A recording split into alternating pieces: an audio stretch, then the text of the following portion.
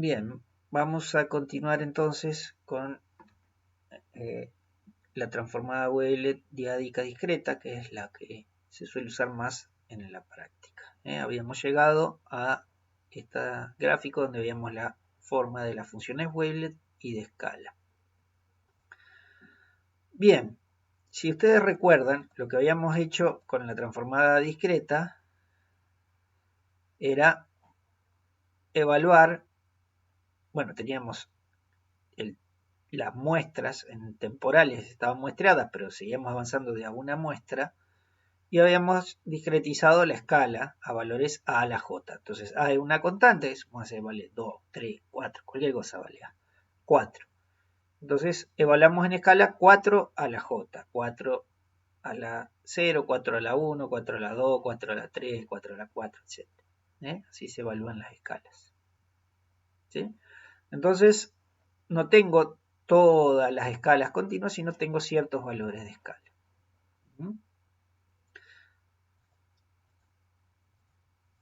Eso era lo que habíamos hecho para tener una versión inicial discretizada. Ahora bien, como decíamos, eso es altamente redundante. Supónganse que cuando la ondita está en escala a la j, tiene un ancho proporcional a ese valor. Cuanto más grande sea, más ancho es. Entonces, la forma de reducir la redundancia, ¿cómo hacíamos en la transformada de Fourier de tiempo corto para reducir la redundancia? Nos movíamos de a saltos. En vez de mover de a una muestra a la ventana, la movíamos un salto más grande. Y llegamos a decir incluso que si movíamos el salto igual al tamaño de la ventana, ya no íbamos a tener redundancia porque toda la información era nueva. ¿Se ve?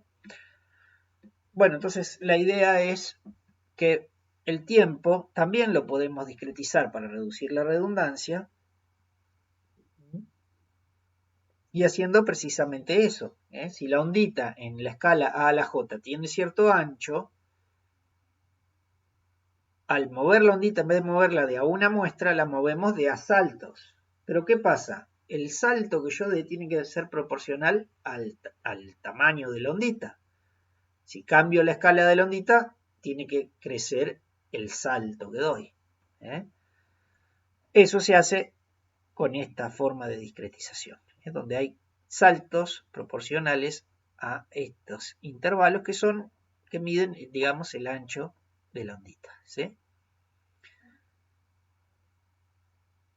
Como queda en función de la escala que esté usando, si la escala cambia, cambia el tamaño del paso también y me voy moviendo. ¿Sí? Eso va a hacer que la transformada sea mucho menos redundante. Si me permiten, me voy a ir a otra presentación que tengo de otro curso. No llegué a introducir las gráficas en esta presentación. Pero bueno, supongamos, acá tenemos un ejemplo de lo que era la discretización con A igual a 2. Entonces teníamos a 2 a la J en vez de A a la J. Imagínense, esto que ven acá es el dominio frecuencial para distintas escalas. Ven que los pasabanda, cuando yo voy aumentando J, se van viniendo hacia frecuencias más bajas. Pueden ver también el hueco que quedaría si freno este análisis aquí, que es lo que analizo con la función de escala, que estaría en las frecuencias más bajas, cercanas a 0.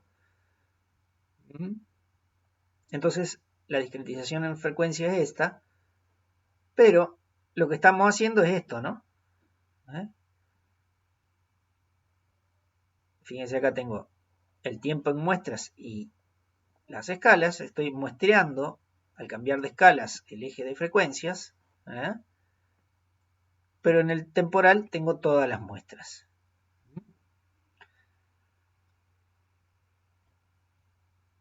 En cambio, lo que estamos diciendo, lo que acabo de explicar, de tomar saltos proporcionales al ancho de la ondita, lo que hace es esto. En frecuencias altas, lo que estoy teniendo es la ondita comprimida. Entonces la muevo poquito.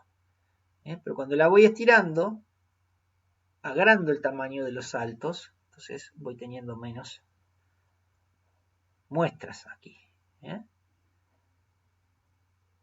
Y cuando la vuelvo a estirar, agrando más todavía el tamaño de los saltos y así sucesivamente. Entonces pueden ver cómo al cambiar la escala reduzco la redundancia temporal haciendo saltos más espaciados, que es lo que estábamos hablando. Bueno, volvamos a la presentación original. Era solo para mostrarles esos grafiquitos que estaban más lindos de lo que me iban a salir a mí a mano. Entonces, volviendo aquí, ¿dónde estábamos? Por aquí, acá. Esto es lo que hacemos al tomar estos saltos proporcionales al tamaño de la ventana, que en este caso es el tamaño de la ondita, ¿no? Entonces, acá llegamos a tener todas las herramientas para lo que se llama la transformada ondita diádica discreta, que es la que se usa normalmente, que es precisamente lo que les mostraba recién, donde A se toma igual a 2. Entonces, por eso se llama diádica, porque son potencias de 2, 2 a la J.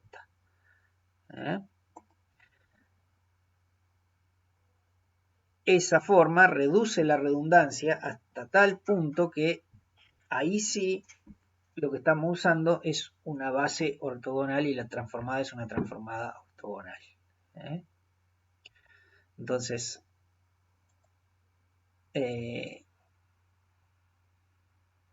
esto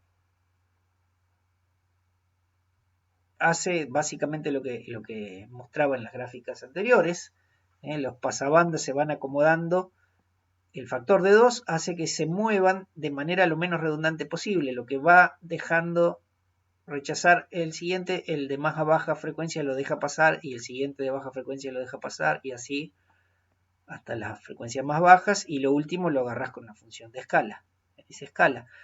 Entonces, los pasabanda que en la continua se moverían continuamente de frecuencias altas hacia las bajas, haciéndose más finito, los muestreo de la forma lo más espaciada posible sin que se pierda información.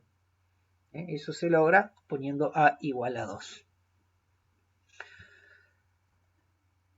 Ahora bien, resulta, vamos a decirlo así, que hay una forma de calcular esto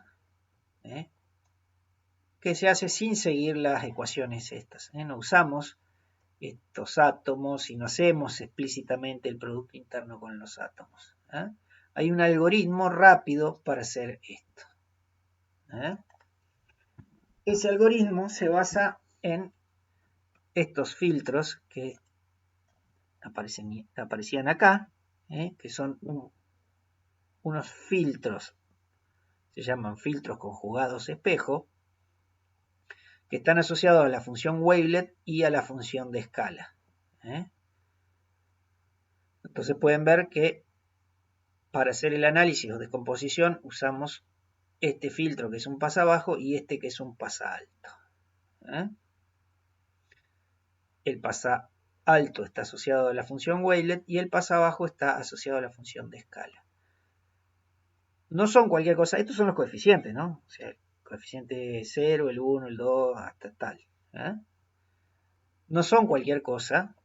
Los valores de estos coeficientes dependen de la ondita que estamos usando. Hay fórmulas para calcular los coeficientes de los filtros para cada tipo de ondita. Pero bueno, lo que tiene interesante es que estos filtros son cortitos. Fíjense, en este caso, para esta ondita que tiene todas estas muestras, y si yo lo usara, tendría que usar toda la señal esta, el filtro es mucho más corto. Y bueno, el algoritmo que se usa para esto usa, en vez de las onditas y la función de escala, los filtros asociados. Entonces tenemos, se le suele llamar al pasabajos, se le suele llamar filtro H, y el pasaltos el filtro G. El pasabajos de la función de escala y el pasaltos de la función wavelet. Vamos al dibujito, después volvemos a las ecuaciones. Este es un diagrama en bloques, digamos, de lo que hace el algoritmo de cálculo de la transformada wavelet diádica discreta. Acá tengo la señal original, ¿sí? Esa señal se filtra con el pasalto y también se la filtra con el pasabajo. Y esto que está acá es una operación de submuestreo. ¿Cómo se submuestrea? Se tiran las muestras intermedias. Yo tenía la muestra 0, 1, 2, 3, 4. Bueno, me quedo con la 0, la 2, la 4 y tiro la 1, la 3 y las impares. Podría hacerlo al revés, quedarme con las impares y tirar las pares. Es indistinto. Lo importante es que siempre se use la misma convención, ¿no? ¿Está bien? Entonces, estos bloques son los mismos a lo largo de todo el algoritmo. Filtrado con el pasalto, filtrado con el pasabajo y tirar la mitad de las muestras intercaladas. ¿Sí? Por ejemplo, digamos, tirar las muestras impares. Entonces, agarro la señal, la filtro con el pasalto, tiro las muestras impares y los coeficientes que me salen de eso le llamo coeficientes de detalle 1 de la primera escala. Y esto recursivamente se vuelve a repetir sobre los coeficientes que salen del pasabajos y el submuestreo. ¿Ven? Entonces lo que salió del pasabajo y submuestreo, le vuelvo a pasar el pasalto, submuestreo, esos van a ser los de detalle 2, y los que salieron del pasabajo, los vuelvo a pasar por el pasabajo y submuestreo, y itero así hasta el final. Los últimos pasabajos que me quedaron son los de aproximación para la escala P. ¿Sí? ¿Está bien? Entonces, los que salen del pasalto se llaman coeficientes de detalles, los que salen del pasabajo se llaman de aproximación, o sea que acá, los que salieron acá, vamos a escribirlo acá, estos que salieron acá serían los de aproximación 1. Pero esos los vuelvo a descomponer recursivamente con el mismo algoritmo y salen los de detalle 2 y acá saldrían los de aproximación 2, que los vuelvo a aplicar recursivamente y demás. ¿Sí? Entonces recuerden, los que salen del pasalto son detalles, los que salen del pasabajo son aproximación. ¿Sí? Si volvemos a las ecuaciones, nos encontramos con las siguientes ecuaciones, que son las que dan sustento a ese algoritmo que les mostré gráficamente. Lo que nos dice esto es que los coeficientes de aproximación en la escala j más 1 los puedo calcular a partir de la aproximación j filtrados con el pasabajo. Y esto que está acá es el submuestreo por 2. Este es un filtro y submuestreo a la vez. ¿Sí? Mientras que los de detalle de la escala j más 1 los obtengo de la aproximación j filtrando con el pasalto y submuestreando. Eso es lo que me dice esto. Los aproximación 2 los obtengo filtrando y submuestreando, filtrando con el pasabajo y submuestreando los de la aproximación 1. Y los de detalle 2, filtrando y submuestreando, pero con el pasalto, los de la aproximación 1. Y lo primero, bueno, son lo de la aproximación 0, que sería la señal original, ¿no? La señal original es como sería la aproximación 0. Entonces, esta ecuación recursiva me dice que puedo calcular los de aproximación y detalle de la escala siguiente a partir de filtrar los de aproximación de la escala anterior. Filtrado y submuestreo. ¿Sí? Y de la misma forma viene la reconstrucción. En la reconstrucción se deshacen los pasos anteriores. Supóngase que partimos de acá abajo. Tenemos el detalle P y la aproximación P. Las operaciones son sobremuestreo y filtrado. Pasa alto y pasa abajo. ¿Sí? El sobremuestreo, ¿cómo se hace? Agregando ceros entre las muestras. Supónganse, ahora vamos a agregar una.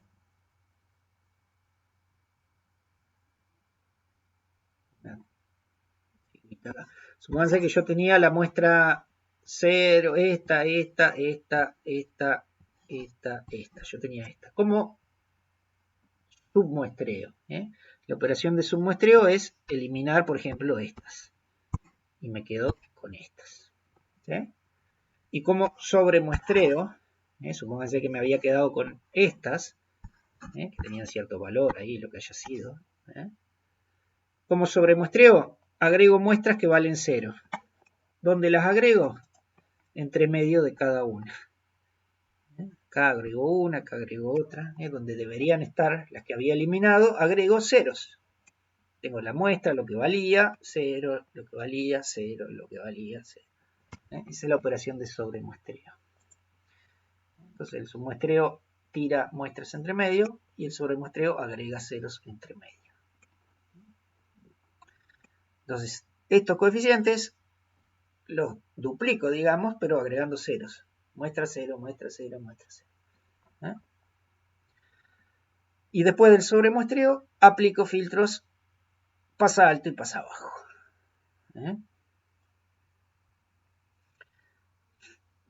Esto pasa alto y pasa abajo. En principio podríamos pensar que son iguales a estos, pero no son exactamente iguales. Vamos a la gráfica esta.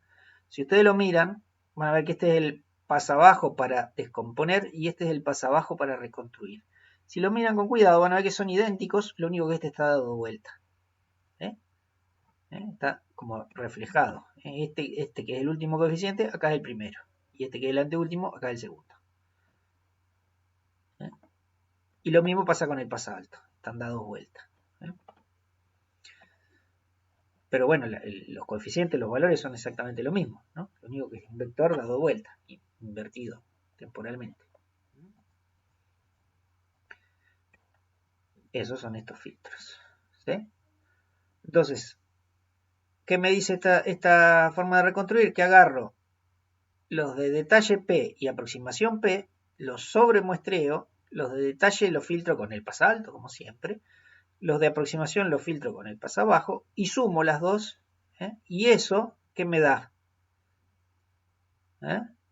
Lo de aproximación en la escala P-1. Y así combinando eso con los de detalle anterior y así voy deshaciendo paso a paso todo el algoritmo hasta que obtengo al final la aproximación en 0, que era la señal original. Eso es lo que nos dice esta ecuación acá. Nos dice que la aproximación J lo puedo obtener a partir de la aproximación J más 1 y la detalle J más 1 filtrados con sus respectivos filtros pasa bajo y pasa altos. Y sobremuestreados.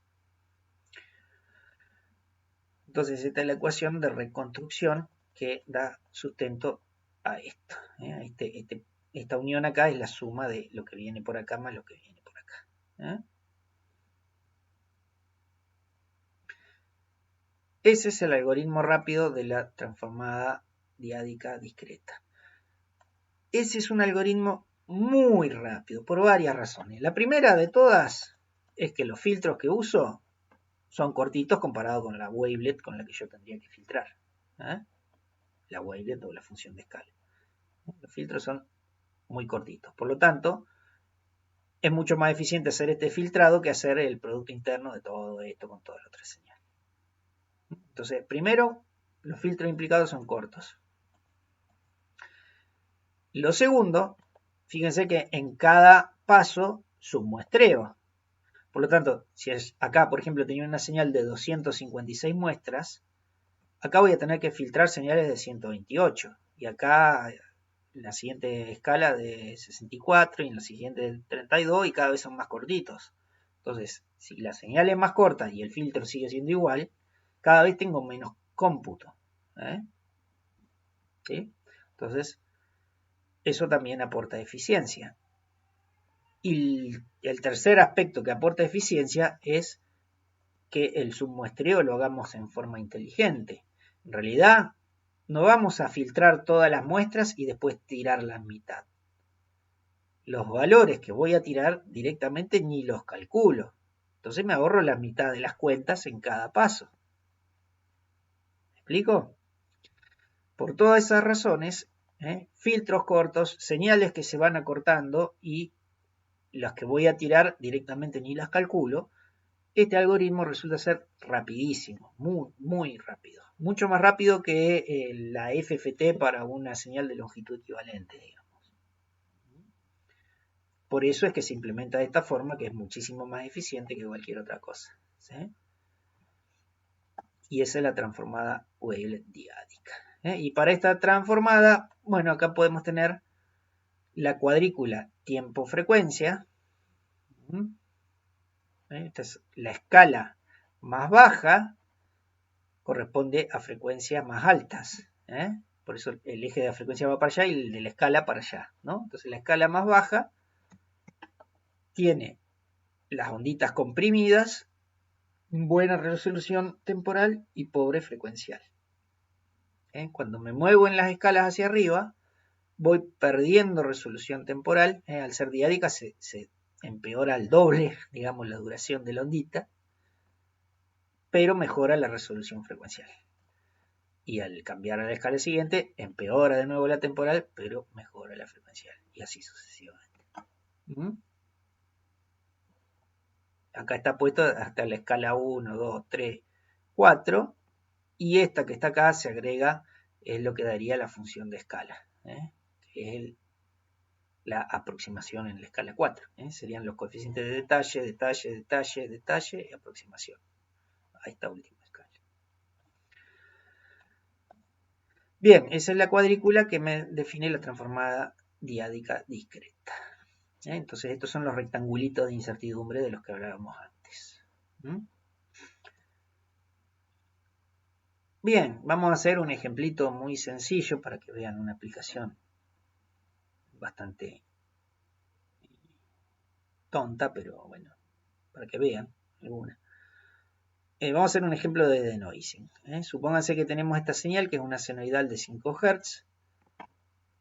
Generamos un ruido aleatorio y se lo sumamos a la senoidal.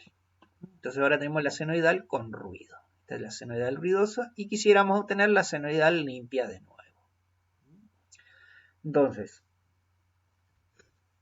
como esta señal tiene cierta frecuencia muy específica, digamos, cabría esperar que haya, con el análisis Weyl que hagamos, alguna ondita en cierta escala que sea más parecida a esta frecuencia y por lo tanto unos pocos coeficientes relacionados con la ondita en esa escala deberían darnos grandes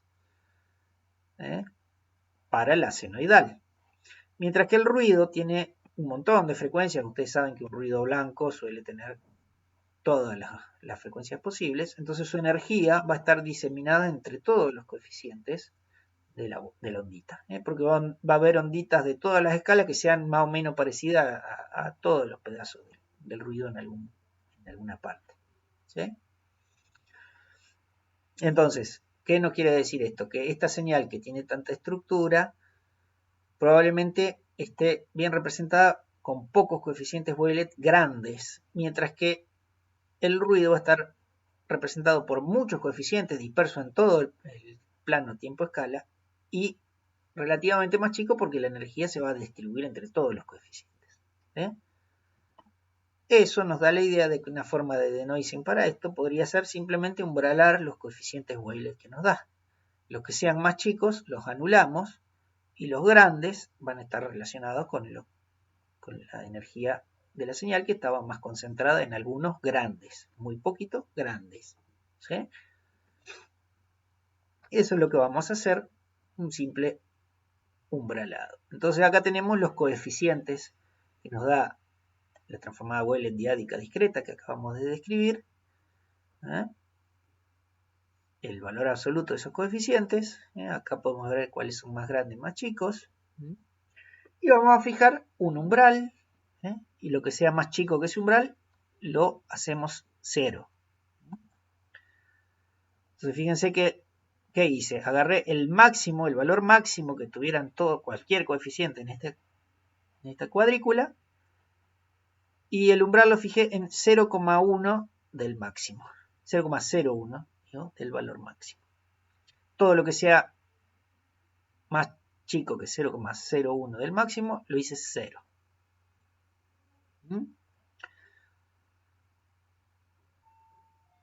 Haciendo eso obtuve esto. Y apliqué la transformada wavelet inversa. Y obtenemos nada. Sigue teniendo mucho ruido. Eso quiere decir que el umbral que elegí sigue dejando pasar muchas componentes de ruido. Por lo tanto, tengo que hacer ¿qué? Aumentar el umbral. Entonces, en vez de 0,01, lo fijo de nuevo ahora en 0,03. Más grande que antes. Por lo tanto, hago 0 mayor cantidad de coeficientes. ¿Sí?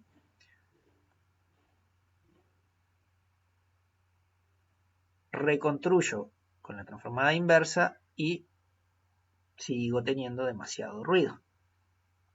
Entonces, ¿qué vamos a hacer? Vamos a agrandar el umbral. Ahora es 0,05 del máximo. Fíjense que ahora hay cada vez menos coeficientes que sean distintos de 0. Hay un montón que son ceros ahora. Y vuelvo a reconstruir. Ahora empezó a estar más limpia, ¿no? Sin embargo, sigo teniendo bastante ruido, entonces vamos a agrandar un poco más el umbral. 0,07 del máximo. Fíjense que ahora quedaron muy pocos coeficientes que no sean 0. La mayoría son ceros. Y ahora sí pueden ver que la señal está mucho más limpia que antes. Pueden ver que hay algunos artefactos como estos que están acá, que si los ven con cariño van a ver que es una ondita que está montada sobre la senoidal. Y acá también es una ondita de una frecuencia más alta. ¿Sí? Entonces si la volvemos a ver, van a ver que esta está en una escala más grande, es la ondita más dilatada y es la que da lugar a esta ondita que veo superpuesta acá. Mientras que este coeficiente, que está en una escala más chiquita, por lo tanto tiene frecuencias más altas, está asociada con esta ondita superpuesta que veo acá. Y como referencia acá es lo que daría la transformada wavelet de la señal limpia, perfectamente limpia.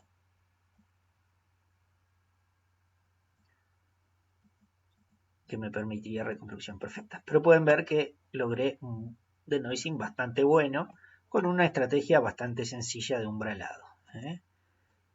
Podría pensarse en un umbralado más eficiente, por ejemplo, si yo tuviera en cuenta que, si ustedes recuerdan, las onditas en cada escala se van estirando, ¿no? Eso hace que los coeficientes tengan diferente magnitud. Hay algunos que tiendan a ser más grandes que otros. Entonces podría tener umbrales independientes para cada una de las escalas. Si hiciera eso, por ahí podría mejorar todavía más el resultado. Pero bueno, era para que tuvieran un ejemplo de lo que se puede hacer. Bueno, acá tienen el mismo ejemplo, ¿se acuerdan de esta cosa? ¿Qué será eso? Lo que hablábamos antes, lo que venimos trabajando desde el principio, la senoidal de 5 Hz que después se transforma en 10 Hz. Esta es la versión semi-continua, se le llama, de la transformada wavelet, la versión discretizada que tiene muestreo del tiempo y en escalas arbitrarias. Yo puedo valorarla en la escala que yo quiera. Y esta es la versión diádica discreta de lo mismo. Acá tienen otros ejemplos. Esta es una señal fractal. ¿Saben lo que es un fractal? Un fractal es una señal que es autosimilar, o sea, es parecida a sí misma en diferentes escalas. Si yo agarro, por ejemplo, imagínense esto, si yo agarro esta partecita que está acá y le hago zoom, va a ser parecida a esta partecita más grande. Entonces es parecida a sí misma en distintas escalas. ¿Sí? Para analizar este tipo de señales que son parecidas a sí mismas en distintas escalas, es natural usar herramientas que analicen cambios con las escalas. Y bueno, acá pueden ver lo que se obtiene con la transformada wavelet en versión discretizada y en versión diádica discreta.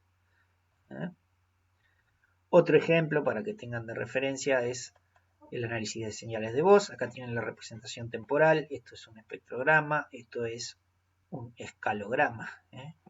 Análisis tiempo-escala, con la transformada wavelet diádica discreta.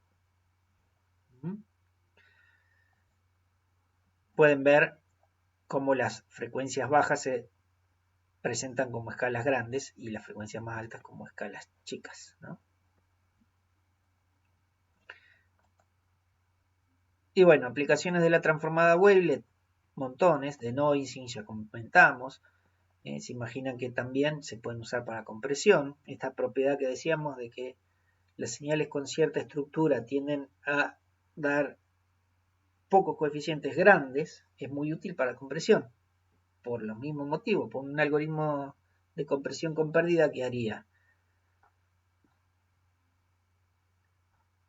básicamente, imagínense que todo algoritmo de compresión lo que trata de hacer es reducir la cantidad de bytes que se usan para representar la información, ¿no? Entonces, una forma básica de compresión que sería, por ejemplo, cada vez que se repite un valor, supónganse que tengo señales que están constituidas por los valores de los dígitos del 0 al 9, ¿no? Bueno, entonces, si se repite un 9, en vez de poner dos veces el 9, pongo 2, 9. Ahí no gané nada, pero si en vez de 2, 9 había 49, en vez de poner 40 bytes para los 9, pongo 49, 3 bytes. Entonces ahí estoy ganando. Entonces siempre que se repitan muchas veces un mismo valor, uno puede comprimirlo más eficientemente. ¿Se entiende lo que quiero decir? Bien, entonces imagínense que tengo una transformada que tiene la propiedad de concentrar la energía de la señal en pocos coeficientes grandes. ¿Qué se puede hacer? Bueno, para mejorar todavía más eso, hago un umbral y todo lo que sea chico lo hago cero directamente. Y entonces que tengo señales que tienen muchísimos ceros, muchos valores repetidos ceros. Entonces con un esquema de codificación como el que les decía, comprimo muchísimo. El estándar JPEG 2000 está basado en compresión con wavelets. Bueno, hay un montón de aplicaciones, análisis multiresolución. Fíjense que estamos trabajando a múltiples resoluciones. A cada escalado de la ondita estamos trabajando con una resolución diferente, resolución temporal, ¿no? Entonces, eso tiene que ver con análisis de múltiples resoluciones. Se usan en reconocimiento del habla, se usan para detectar frecuencias instantáneas, se usa para analizar fractales. Bueno, hay montones de aplicaciones. Si buscan van a encontrar un montón de papers en distintas áreas que usan la transformada wavelet para su análisis. Como a modo de repaso, tenemos lo que son las distintas cuadrículas de cómo tengo las resoluciones temporales y frecuenciales si hago distintos tipos de análisis. El caso más sencillo, si analizo con delta de Dirac, o sea, si descompongo la señal en deltas retardados y escalados, bueno, tengo la mejor resolución temporal porque identifico un instante de tiempo específico, ¿no? Pero frecuencialmente no sé nada. Por eso tengo incertidumbre total en cuanto a qué frecuencia había. Tengo muy buena temporal y nada frecuencial. La contrapartida de eso es un análisis de Fourier estándar, donde transformo toda la señal que tenga, por lo tanto, tengo buena resolución frecuencial, pero no sé nada de los tiempos en donde pasaron esas frecuencias. Ese es el análisis estándar. Si hago una transformada de Fourier de tiempo corto, por ejemplo, con una ventana relativamente chica, tengo relativamente buena resolución temporal, pero no tan buena frecuencial. Si agrando la ventana, mejoro la frecuencial, pero empeoro la temporal. Y ese es el tipo de cuadrícula que tengo. Y si hago una transformada wavelet diádica, tengo este tipo de cuadrículas, donde para frecuencias altas tengo anchos de banda grandes y resolución temporal buena, y para frecuencias bajas tengo ancho de banda chiquito, pero resolución temporal mala. Y por completitud lo pusimos acá. Si en vez de usar un análisis wavelet diádico discreto como este, hago un análisis que se llama Waylet Packets, lo que obtengo es este tipo de cuadrículas donde yo en realidad puedo poner la resolución o el tamaño de los rectángulos en la posición que a mí me guste. Y para que tengan una idea nomás de qué se trata, es simplemente una modificación del algoritmo de la transformada Waylet diádica discreta, que hace lo siguiente. Fíjense que este proceso iterativo siempre acá lo iteramos sobre los coeficientes de aproximación. Los que salían de acá, recursivamente iterábamos sobre la aproximación, y los que salieron de aproximación acá, lo iterábamos y así.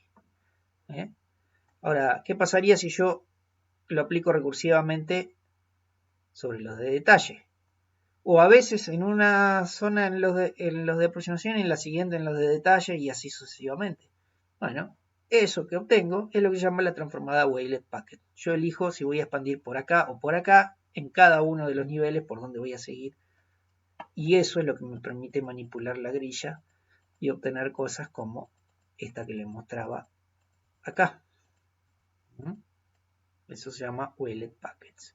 Que no vamos a entrar en detalle, pero bueno, se lo nombro para que sepan. ¿Sí? Bien, algunos ejemplos más. Por ejemplo, acá tenemos una señal temporal que es suma de varias componentes. Tiene una senoidal cuya frecuencia crece linealmente, una senoidal cuya frecuencia decrece exponencialmente, y dos átomos tiempo-frecuencia localizados que tienen cierto valor de frecuencia y están solo presentes en cierto tiempo muy cortito para ese valor de frecuencia. Esa señal, si la analizamos con una transformada de Fourier de tiempo corto, nos muestra este tipo de espectrograma. Si la analizamos con la transformada Wavelet, tenemos este tipo de espectrograma de escala, de análisis tiempo-frecuencia, ¿no? Tiempo-frecuencia. Acá se transformó la escala en frecuencias usando la relación inversa entre ellas. Entonces pueden ver cómo acá las resoluciones temporales son muy malas, pero tenemos buena resolución frecuencial. No hay dispersión en frecuencia, mientras que a medida que me voy por acá, tengo mucha dispersión frecuencial, pero tengo buena resolución temporal. Pueden ver oscilaciones puntuales acá. Estas bandas negras y blancas son máximos y mínimos de senoidales, si quieren verlo. Entonces, eso es como se ve el análisis con un espectrograma o con una transformada Wavelet. Acá tienen otro ejemplo. La señal original eran dos senoidales cuyas frecuencias crecían linealmente, pero separadas, ¿no? Con una transformada de Fourier de tiempo corto y con una transformada Wavelet. Esta es una señal bastante más interesante. Esta es una suma de dos señales cuyas frecuencias crecen exponencialmente. Fíjense que con la transformada de Fourier de tiempo corto, el crecimiento exponencial del final se me perdió. Sin embargo, con los Wavelet se ve mucho más claro. ¿Qué nos muestran estos ejemplos? Que bueno, ustedes dirán, ¿y cuál uso? Acá se ve mucho más lindo este que este. Y acá también se ve mucho más lindo. Pero acá se ve mucho más lindo este. Lo que nos dice esto es que dependiendo de la aplicación puede haber una herramienta mejor que la otra para el análisis. Entonces no es que una sea mejor que la otra, sino que en algunas condiciones funciona mejor una y en otras condiciones funciona mejor la otra. Y bueno, con esto terminamos la parte de transformadas wavelets y seguiremos en el próximo video con la distribución de Wigner-Vigne.